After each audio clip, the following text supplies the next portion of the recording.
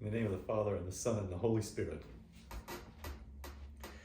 Saul was fearful about what would happen should David fight Goliath and wanted to dissuade him.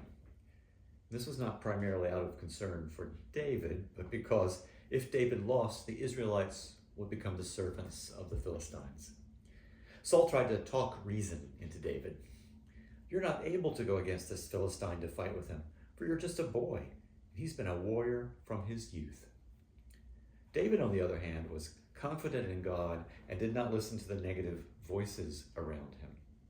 He convinced Saul to let him fight, but still thinking in worldly ways, Saul tried to fit his own armor onto David. Saul does not really trust God to accompany him, to guide him. Like many of us, he feels that he must do everything alone, after which God will judge the results. Saul knows how the world works and thinks that there is only one way that a battle can be fought. Everyone knows that when people go into battle, they wear armor. They fight with swords. Perhaps it was Saul's fear that stifled his ability to hear God.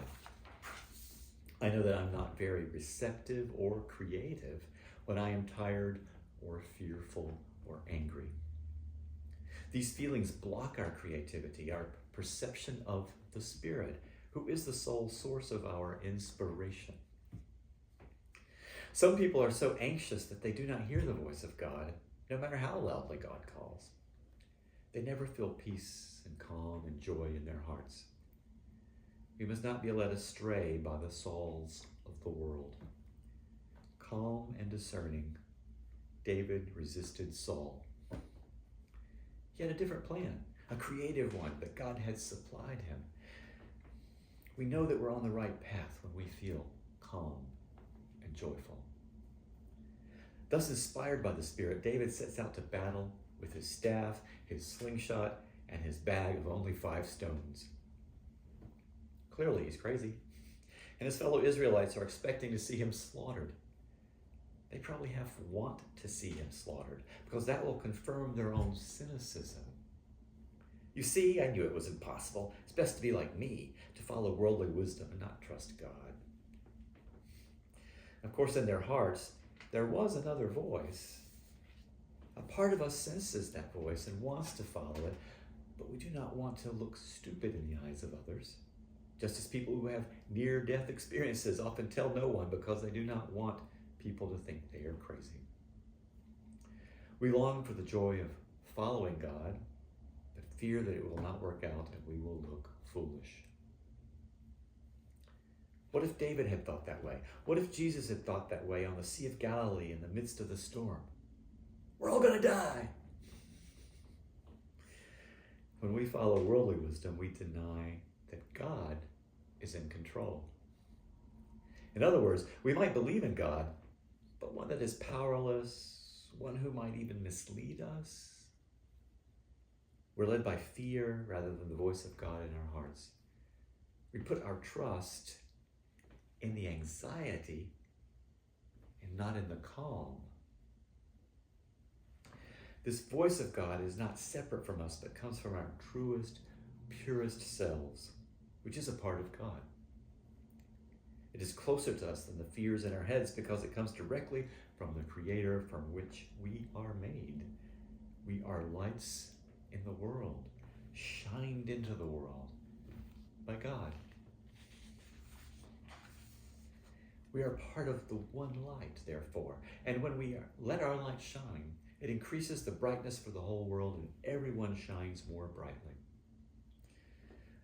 We're not here, in other words, to work on improving ourselves so that we can please God and get into heaven, as some would have it. We're here to learn to be fully ourselves as God created us, to let our light shine into the lives of others so that light is increased throughout creation. The fears in our heads are our own creations, our shadows, separate from God, who is the source of our being from which nothing can separate us. Light from light. Now, they told us in homiletics class not to use ourselves as examples, But one time, I got it right, and I think it's a good example, so I'm going to break the rules. When the Diocese of Los Angeles approved me to go to seminary, a couple at my church asked me how I was going to pay for it. They added, "Are you just going to get loans and have to pay it all back?" I told them they were correct, and they said that they would never do that. Now, maybe it seemed that way to them because God was directing them elsewhere, just as God was not directing Saul to fight Goliath. I, on the other hand, felt the call of God to this particular course of action and trusted that it would be okay, at least enough to move forward. Off I went to New York City. After I graduated, I paid on my loan for 12 years, which covered all the principal and some of the interest, at which point 2 rules concerning what counted towards public service loan forgiveness were changed. Originally, religious work had been excluded, and payments based on the size of the loan, rather than on the amount of one's stipend, also did not count, even though they were higher. With these 2 policy changes, I became eligible for forgiveness. I know some of you oppose loan forgiveness. It's been a controversial topic. Even a few members of my own family oppose it. Nevertheless, the reality is I am a beneficiary of the program. I marched off in faith. Things turned out okay. This does not mean that we can do anything we want and trust that God will work out the details for us. David was successful because it was God's will. He sensed it in his heart, as I said, and followed that feeling of calm joy.